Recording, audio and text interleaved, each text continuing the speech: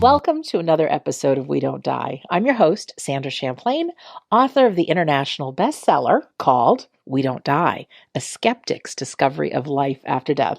On the show today, we have Gretchen Bickert. Gretchen is a sound and energy therapist who works with people, animals, and groups. She leads group participants on transformational meditative journeys using gongs and other vibrational instruments. She is currently a support staff member and student tutor for the Sound Healing Academy in London and teaches Kundalini yoga and meditation. She is also a certified grief counselor for those who are grieving the loss of a beloved pet. Her passion is using sound and energy, along with other holistic modalities, to assist with finding the way back to one's true self, home.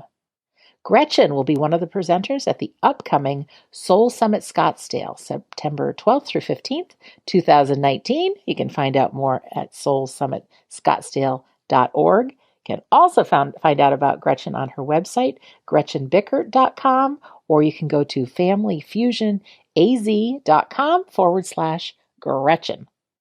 Gretchen, my friend, welcome to We Don't Die Radio. Oh, thank you, Sandra. I'm super excited to be on your show. So thank you very much for this awesome opportunity to share a bit about sound and energy and hearing and animals and all that great stuff. Yeah, all that great stuff. You and I met, I think was it the Afterlife Symposium? I don't even know. No, we met at the Death and Die, the Double D. Oh, yeah, we met a long time ago, didn't we? Yeah.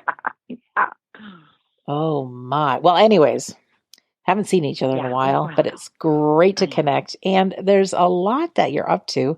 And I know, like myself, a lot of it does come out of grief. And if you wouldn't mind just sharing a little bit about who you are, how you got into this world. I'm really fascinated about your love for animals. And I know you've experienced grief. So yeah, the floor is yours, my friend.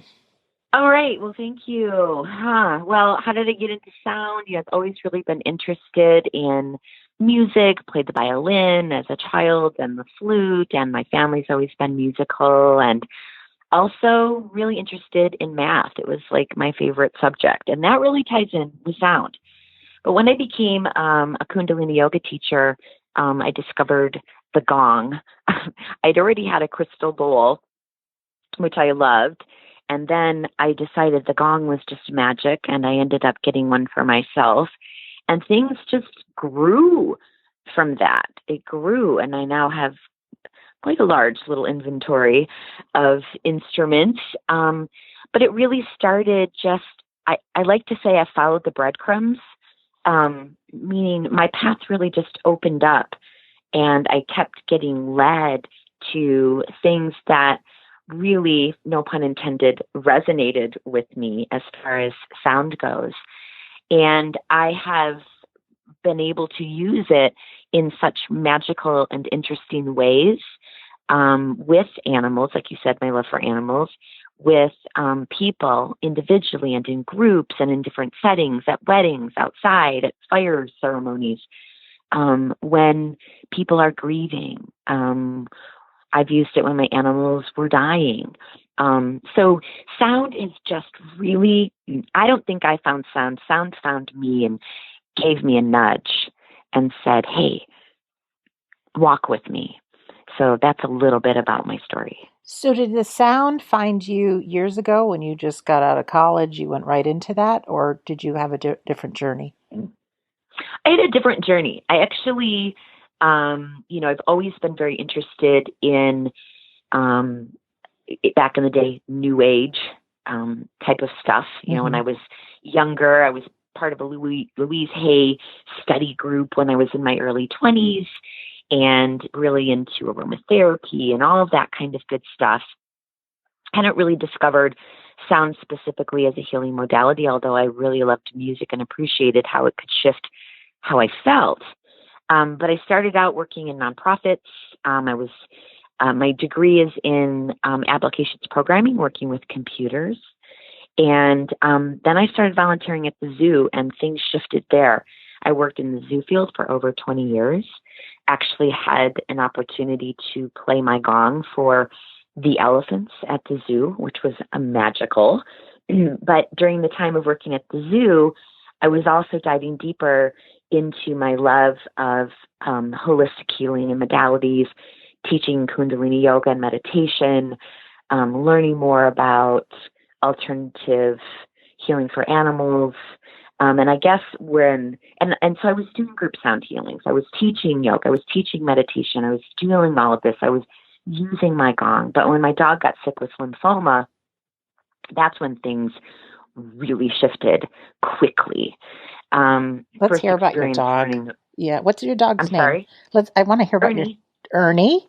Oh, Ernie Noodle. And Ernie Noodle does have a Facebook page. He's been gone for 6 years and still has fans from all over the world. Mm-hmm. So that's a whole magical story in itself.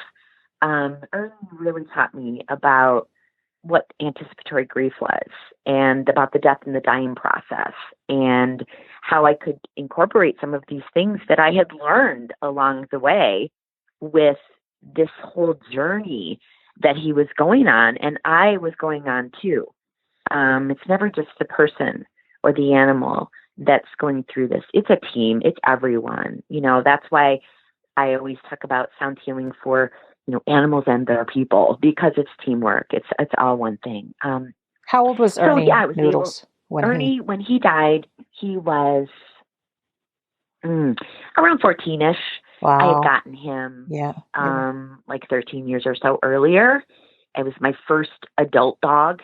You'd have dogs. I had dogs as a kid, which were awesome. But this was like my first adult dog. And the people that I talk to about Ernie all agree with me that, I know we love our dogs and we all have a special heart connection.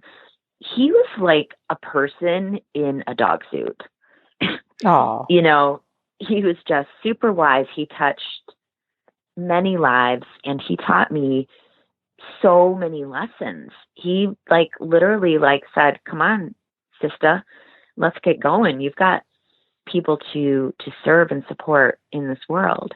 And even after he's been gone, he still appears in magical ways. I was just at a conference last week and it was a huge group reading and bam, he comes through.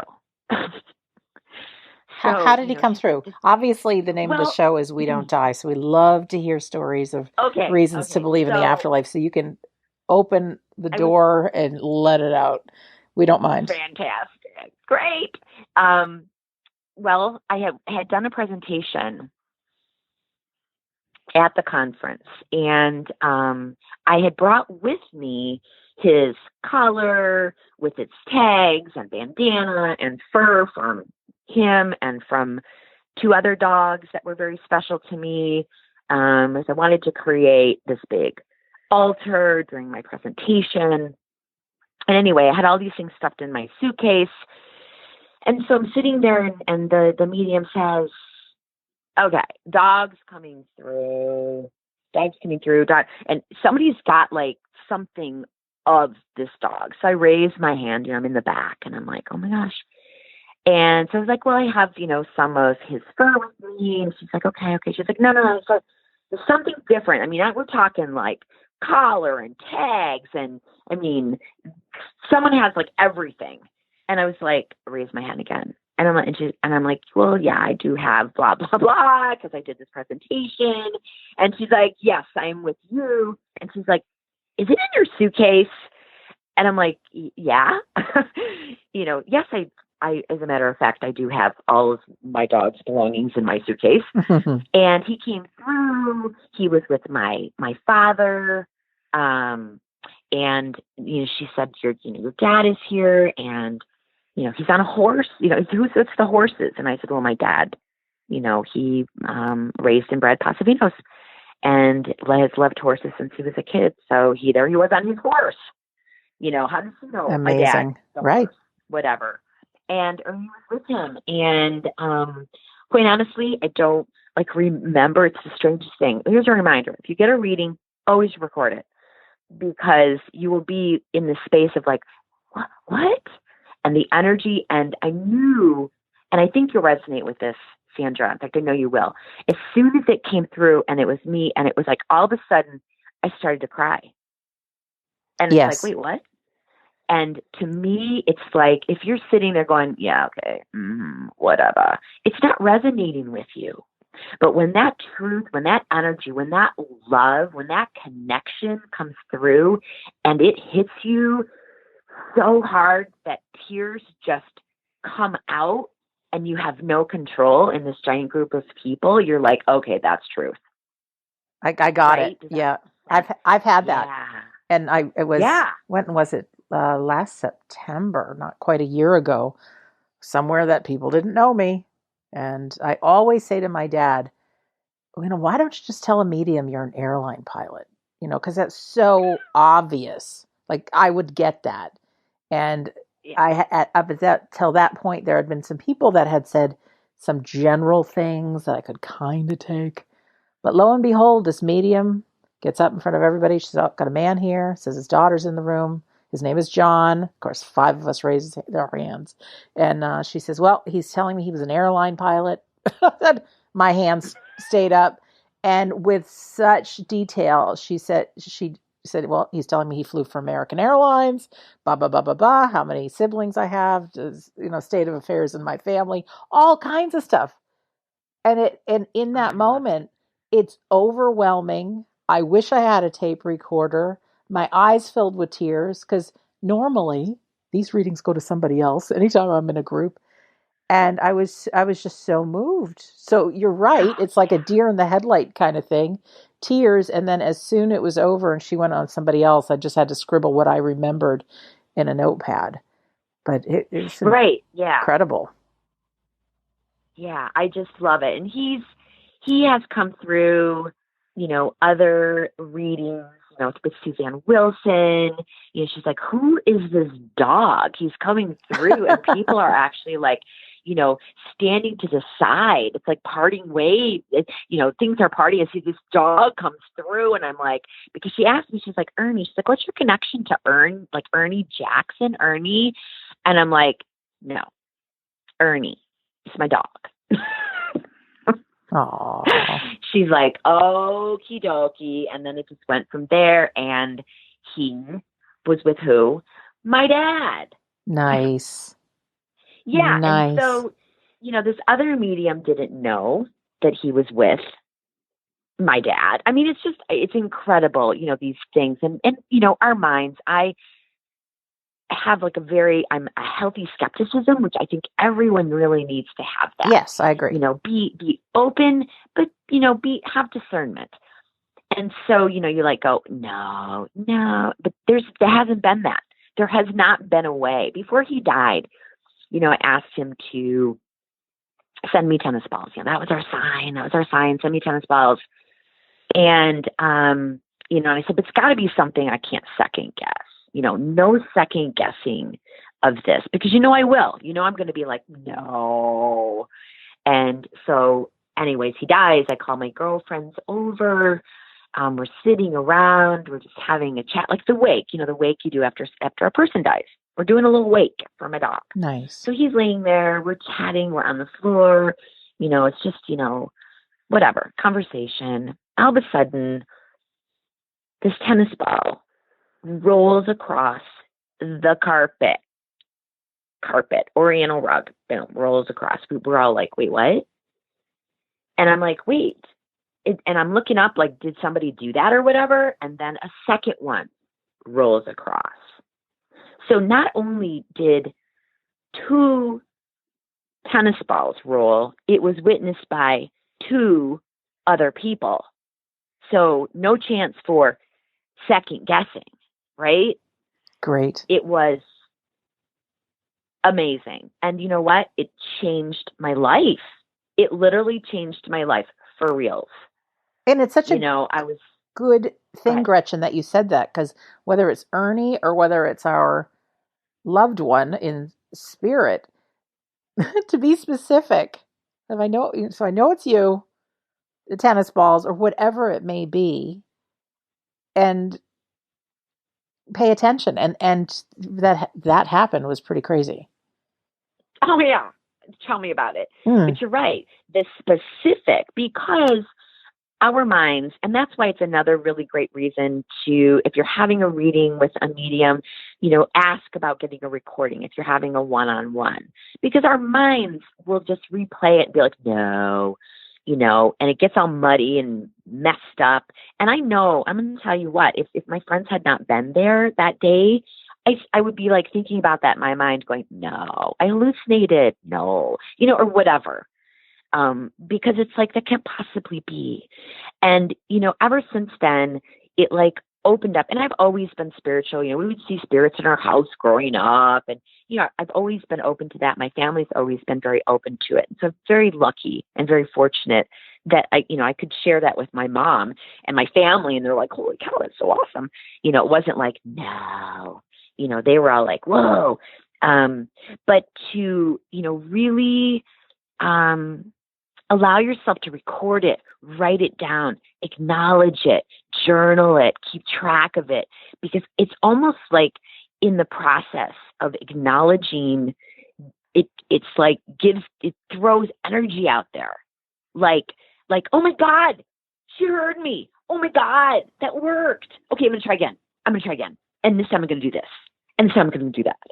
But when we're not paying attention, I firmly believe that every single person gets signs from their loved one. And I don't believe that there's a waiting period. Sorry, people who believe this, but I don't believe there's a waiting period for signs to come through. I don't think our grief blocks it. What I feel like happens is we're so in our grief, we're unable to pay attention. We're so I've got deep that. in that process. Mm-hmm. We just can't see. And that's okay. That's all right. But I don't think that they're unable. That seems very strange to me. Like, what, after like 90 days, they get like the go pass and now they can send signs? Mm-hmm. What? And that's okay. People can believe what they're going to believe. But I just would love for people to be open to their loved ones. I've heard so many shared death experiences and people who have felt the essence of their loved one as they leave the world and then coming back in to just say thank you or whatever. And this is right after they have died. And this is from my dog. And I'll be honest, after he died, I was in a little bit of shock, of course, but I also felt something so magical and so beautiful and so peaceful as he left his body. It was like, wait, I kind of want to go. And not because like, I'm going to miss you so much and my heart is broken, but it's like, I'm getting a feeling that's a pretty awesome freaking place you're going to, that whole energy. And so I allowed myself to be in that space of just neutrality and love and just, okay, before my mind decided to not be my friend so much. The whole grief, the guilt, the yammering, the ruminating thoughts. Why didn't I? Why did I? All of that. I made sure I sat within that space of beauty and love.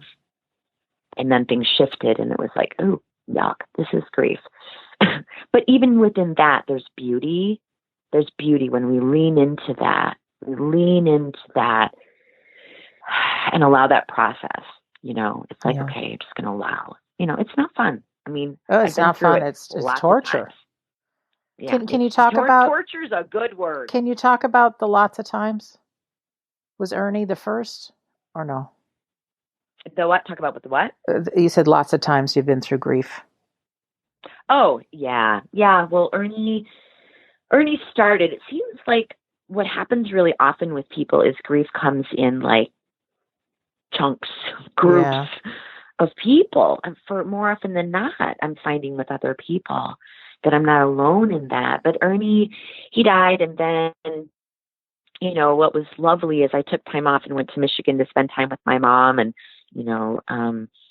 was able to be there for a couple of weeks because I was just grieving and I needed to get out of my house and I just needed a change of scenery. And so I got to spend some really good quality time with her, which was important because she ended up getting sick and dying about 2 years later.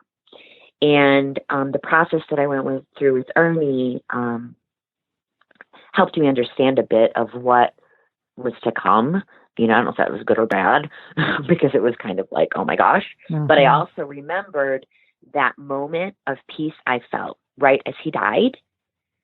And so when I went to go and see my mom, I didn't make it there, but I had them put her on FaceTime as she was dying. It sounds strange, but I wanted to be able to see her and talk to her while I was waiting to get my flight in the morning. And it was just a very sharing love and neutrality. It wasn't all just the tears at that point. It was just gratitude and whatever I could say, you can go, you don't have to wait for me. It's all right. And when I showed up to see her, I had told my aunt and my sister, I said, I just need a few moments to be in the space of feeling the peace and freedom of her leaving her body before my mind starts to shift and maybe not become my friend, that whole grief thing, right? Which I'm not saying the grief's bad, but there is that whole torture of your mind. God. So anyway, after my mom died, I then spent time with my dad who had Parkinson's. And so he died about a year later.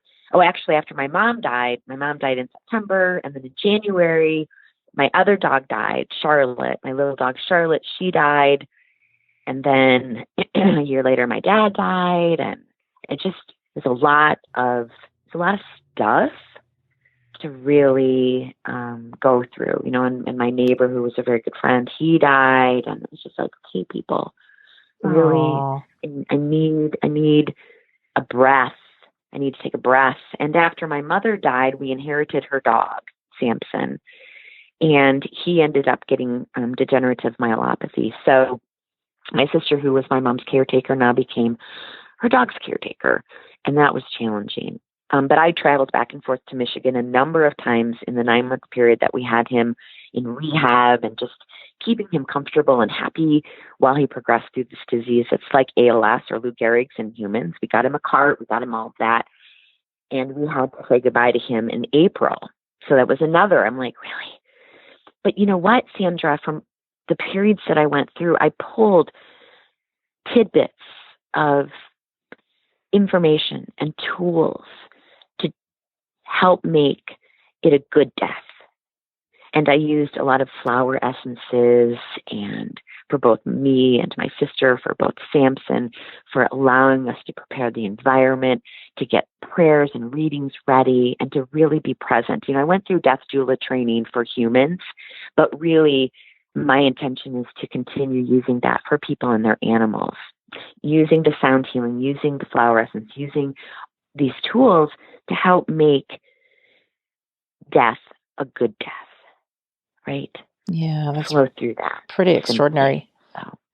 I'm sorry for all the pain you felt and all that happening in such a short period of time. And Gretchen, no matter how much we believe in the afterlife, grief sucks. And it's, you Amen, sister. want to hold the person, you want to talk to them, and they're not there. And it's a natural biological thing, this grieving process, that I so wish we could just turn it off or turn it down. I mean, obviously there are some things one can do to help ease the pain a bit, but it's tough. And for any listeners that are listening right now that you're experiencing grief, our hearts are with you.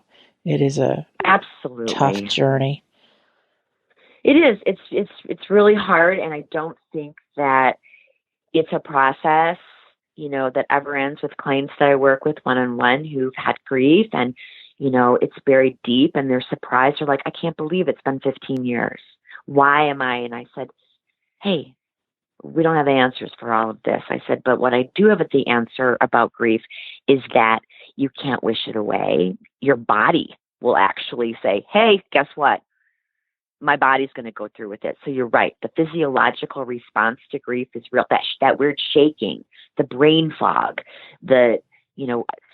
somebody told me to put their car keys in the refrigerator, and it's like, you've got to stop as best as you can and take those moments to process and move through it and honor that experience. I think that, in time, it doesn't heal all wounds. That's I don't believe that. I think it may soften the edges a little bit. It's a nice way of putting it. Yeah. Yeah. And really be But yeah, compassionate with yourself, especially. It absolutely. really is a journey. I mean, Gretchen, found myself talking so much, telling stories of what happened and how it happened over and over and over and over and over. And one day I just stopped talking. And then, it's just waves of so many different things and so many different emotions. And so for our Yeah. listener, I know you do work with the grieving, but I have a free audio called How to Survive Grief. If you go to we don't Oh die my God, which is amazing. radio.com. Thank you. Well, it's what got me through it. It's everything I learned and it got me through it. And I just thought all I can do is give this information away. I have it. You one angel. You mentioned, I met you right after Ernie had died. That's why I ended up at that Death and Dying conference. oh, He just pushed me in, and I just gobbled up everything you had to say. oh, you're sweet. You're sweet. Yeah. And my dad had just passed a couple of years before that. Yeah. So when you say you work with your clients, can you just talk a little bit about that? Yeah, I And then we am. can talk about animals too. Yeah. Well, for people, I'm a sound and energy healer. Although, I don't do any healing. The person does the healing. That's their, you know, it's it's everybody's responsible for, allowing. I just create a space that allows people to create a space for healing. And so I use sound and vibration, crystal bowls, Tibetan bowls, tuning forks, gongs, as well as flower essences, which I absolutely love. That would be a whole nother phone call. But I love flower essences. And so I create a space where they can relax and, activate their parasympathetic nervous system for healing. And we go deep, we move energy and transform so that they can allow a space of healing to open up. Sound is just like an amazing, amazing modality for healing and for calm and relax. There isn't anything sound can't do. It can even like break apart things. You think about ultrasound and, they're doing so much research with sound. And our dolphins, we have to thank our dolphins for everything they've shared through their, communications. Pretty So cool. yeah, so I work with people and with animals, and the sound is actually, since a lot of your listeners really tuned into the afterlife, the death and the dying and the grieving, I have found sound to be just a beautiful modality for assisting with the release of grief and allowing yourself an easier time to lean into it, to just lean into that feeling, that process, when things feel overwhelming, coming back to center and just being able to be with that pain that's just like so deep, sometimes feels like there's no bottom to it. Mm-hmm. As a Sound gift can really, to our listener right now, yeah. as a gift, Gretchen is going to, at the end of this episode, we're going to hear some sounds. So, Yes. yeah, usually when I say thanks for listening, see you soon, well, don't press stop at that point. There will be more. Don't hang up. And it will be a time, whether you listen today or another time, where you can close your eyes and relax and just be, what do I want to say? Let the sound wrap you like a warm blanket. And so it'll be a gift of healing from Gretchen. So at the end of this episode. Oh, Yeah. yay. I love that. Yeah. Thank you for doing It's that. interesting. Yeah, for sure. There's a really great documentary on Tom Kenyon. He's a sound healer and he's had just some crazy stuff go on. But he said sound vibration speaks to our souls. It speaks to our bodies. It bypasses our cognitive mind and a door opens. And if you go through that door, you can discover miracles and mysteries about yourself. And I love that because it really talks about how sound can alter your consciousness and really allow this expansion and this journey within, right? So it's like life is an inside job, not an outside job, but we can go within and explore in just a beautiful a beautiful way. I'm writing down life is an inside job. I think that's pretty great. Aw. Yeah, I'm even thinking simple things about sound. I have a lot on my plate these days, and I just needed to get motivated today. So I put on some music, and that did it. And another thing is I saw a great documentary called Alive Inside. I don't know if you've ever seen that, but it was with, No, it sounds fascinating. I like the yeah, title. it's with Alzheimer's and dementia patients that are so far gone. They're the people that you see in the nursing homes that are just lifeless in the wheelchairs or in Right. bed. They actually put headphones on them, and with the iPod at the time, they would play music that was the music they would have listened to as a young person, like their Yes, generation. And Gretchen, I've read those they studies. came It's back to crazy life. awesome. They came Yes. back to life. And there's something that our music and sound center of our brain is the last to go. So it's the easiest Yes. to activate. And when you activate that, it activates whatever other neurons that happen. But I cried my eyes out. You can watch it on YouTube. Alive Inside is what it's called. I've now that Yeah, yeah, it's now that really you good. But mention it. it's sound. Yes. So important. Well, one of the first senses to emerge when we're like in the womb is our Mhm. sense of hearing.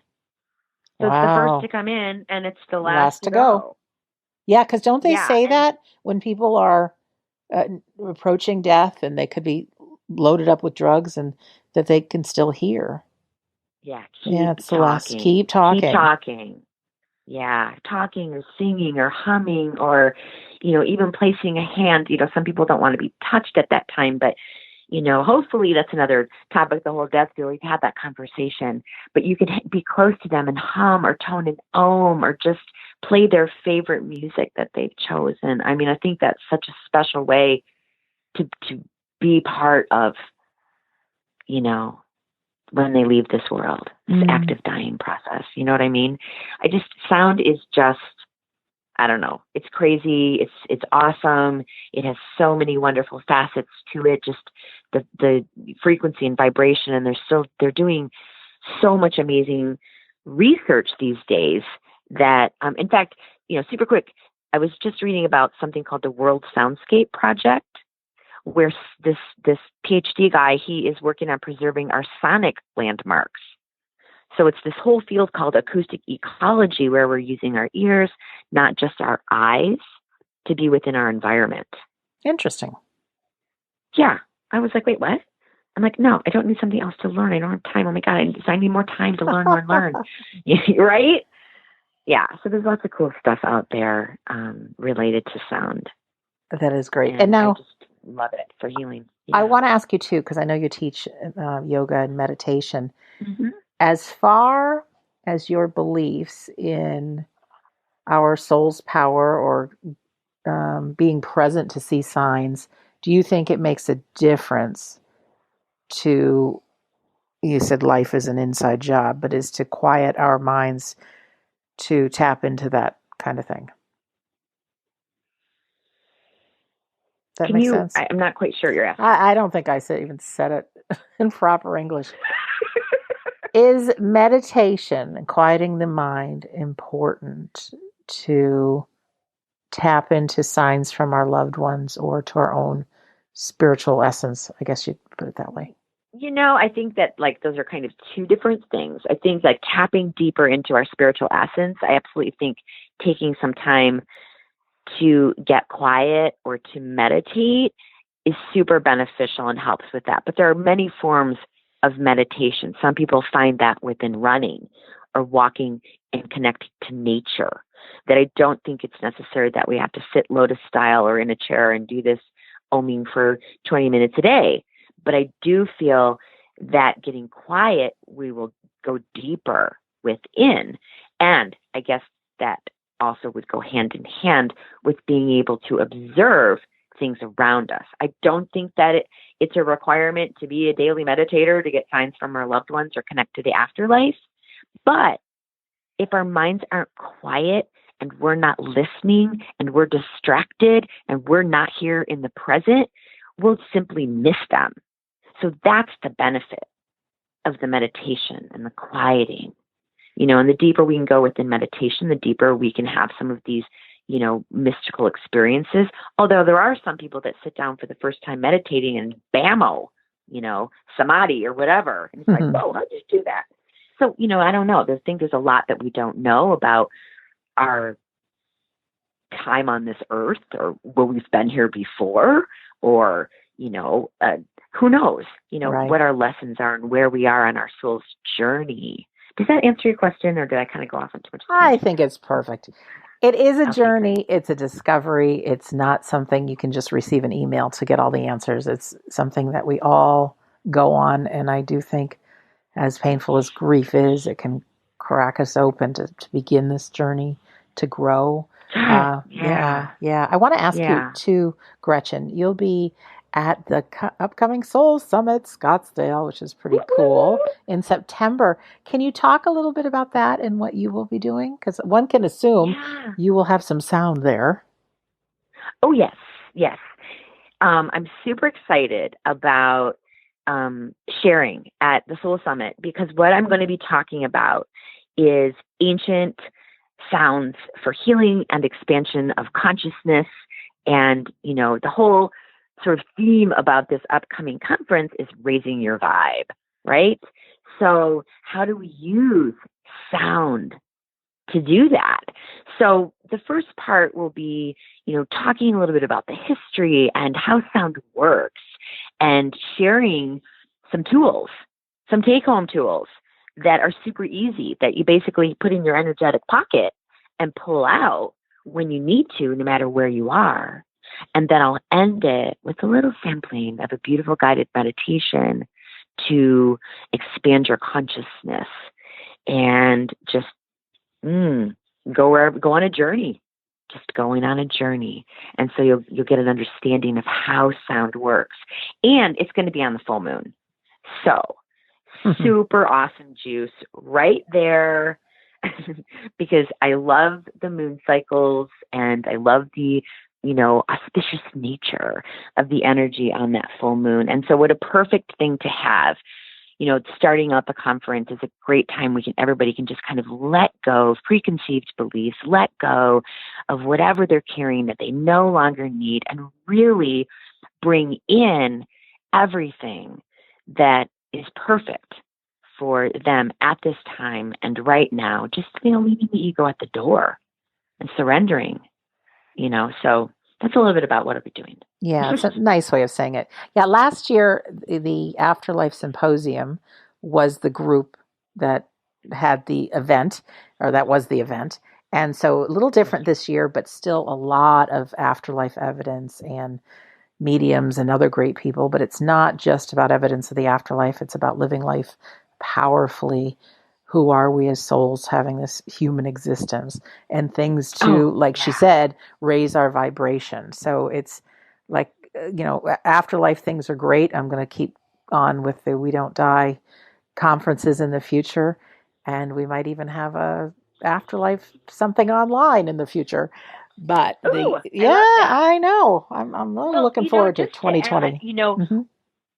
When we fall into these journeys of expanding our consciousness, and when I do, there's some group meditations that I'll do, and at the end, we take time at the end to allow, in this open space where our brain waves have shifted from this beta to either alpha or the theta, to invite in our loved ones, invite in the angels, ascended masters, whoever it is. Just allow this connection, to be, so that we can have communication. I had one guy come, he had lost his dad 5 years earlier and had not grieved at all. And afterwards, he came up to me, and his mom came up to me and thanked me for allowing this comfortable, safe, secure space to go within and journey.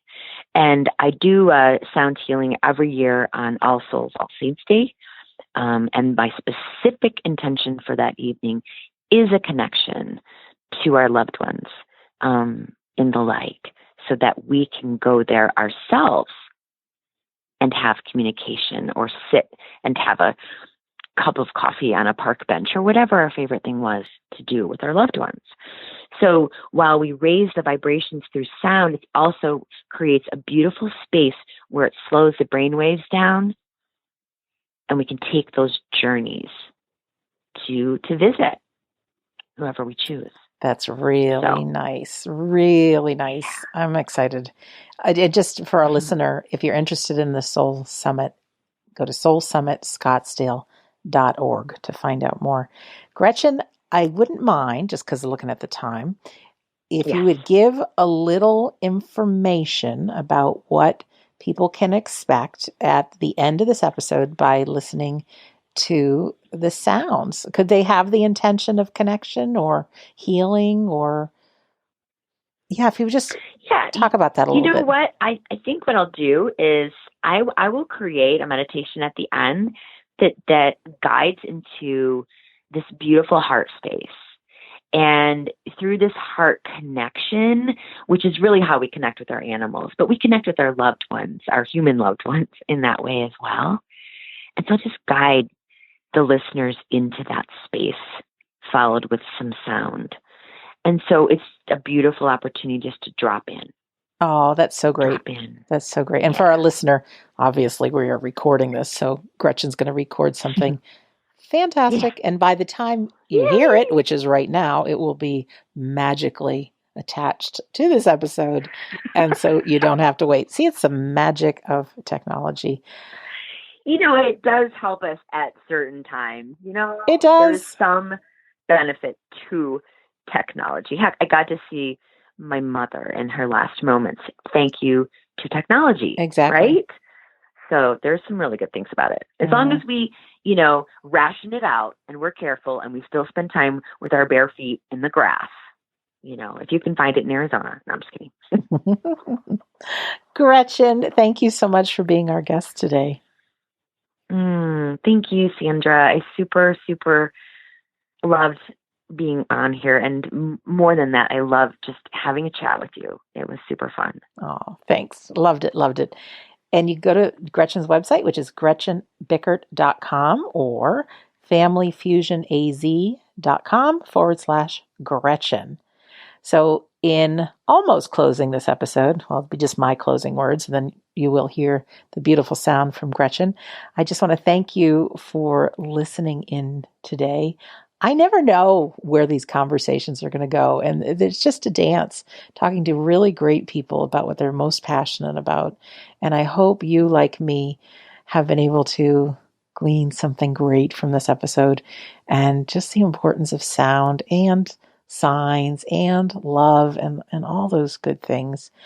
And so, let's see, home base for this show is WeDon'tDieRadio.com, where now you can find over 300 episodes, which are great, about evidence of the afterlife, living life powerfully, and so much more. And there's also that free healing audio called How to Survive Grief. It says a few chapters of my book, We Don't Die, but it's actually the whole book when you click on it. And feel free to join our Facebook group. Just type in We Don't Die Listeners. So in closing, I want to thank you for being part of this episode. Thank you to our guest. Thank you, our listener, for taking the time. And in closing, my name is Sandra Champlain. Always so happy to be your host on We Don't Die Radio. I do believe that life is an education for the soul, and that your life here on earth is important. So remember to hang out and listen to the sound. And also, the sound was the first thing we received and the last thing to go, and just make it a priority in your life. So thanks for listening, and we'll see you soon. Allow yourself to get into a comfortable and relaxed position, either sitting up or lying down.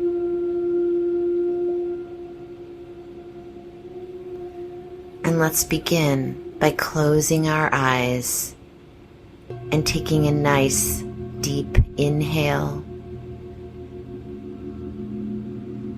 and a full and complete exhale, letting it go. Inhaling again through the soles of our feet all the way up to the ground. And exhale all the way out, releasing tension through the soles of our feet. Again, let's inhale deeply through the soles of the feet up to the ground. Exhale, releasing tension and worries and to-do lists. And one last time, nice deep inhale all the way up to the crown.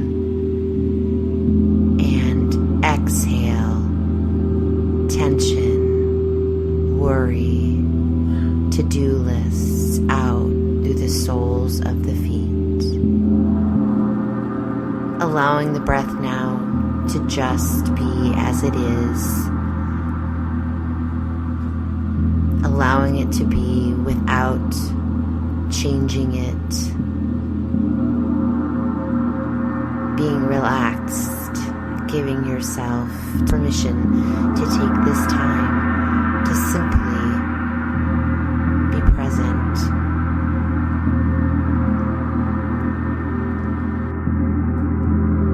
Begin to imagine or see a beautiful sparkling white light floating down from source, floating down above the crown of your head, a beautiful white sparkling column of light that begins to flow into the crown of your head, allowing this beautiful sparkling light to flow in through the crown of your head, past your third eye, past your throat chakra, flowing into the chest and swirling around your heart center, filling every cell along the way, balancing and aligning you.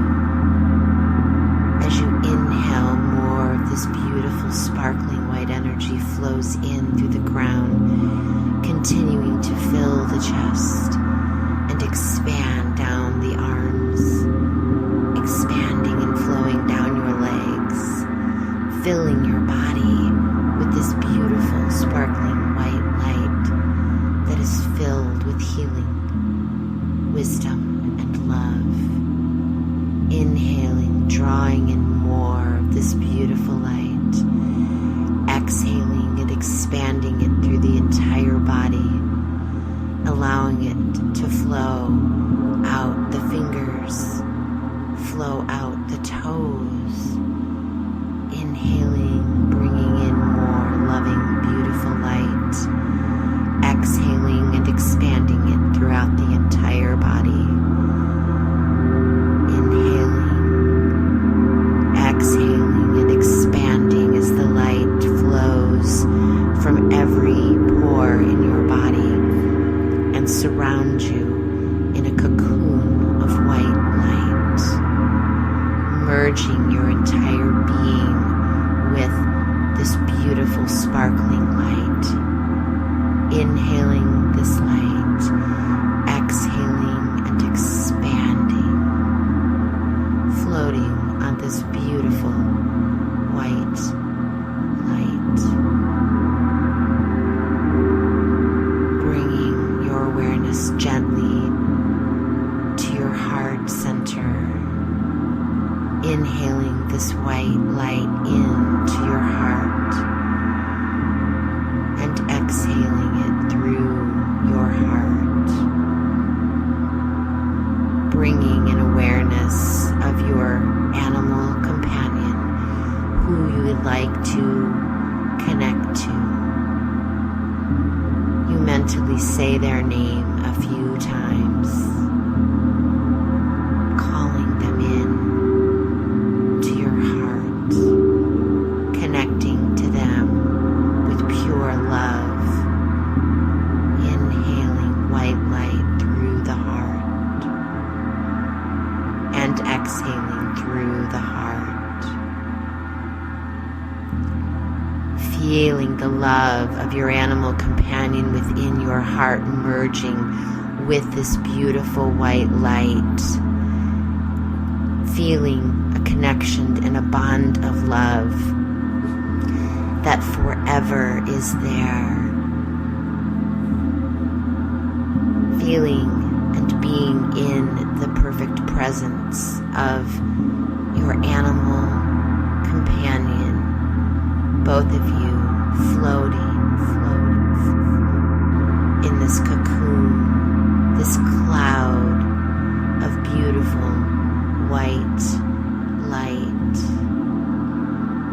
relaxing and floating in this beautiful ocean of light together, allowing yourself to be completely open and present to any communication or sharing that your animal companion has for you, or simply it's just to be together in this ocean of love, remembering this bond of love that is never broken, the bond of love that remains, allowing yourself to simply float, on this cloud of white light together with your animal companion. Simply allow yourself to float together.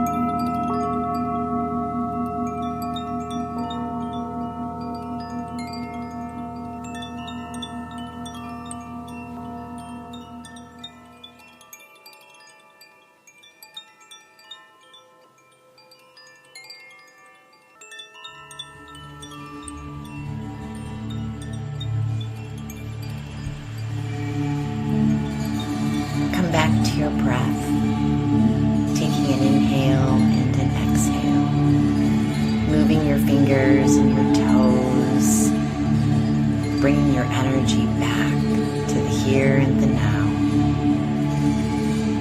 Inhaling deeply and exhaling, feeling love and gratitude for your animal companion, for joining you, spending time in a heart-to-heart connection, knowing that they are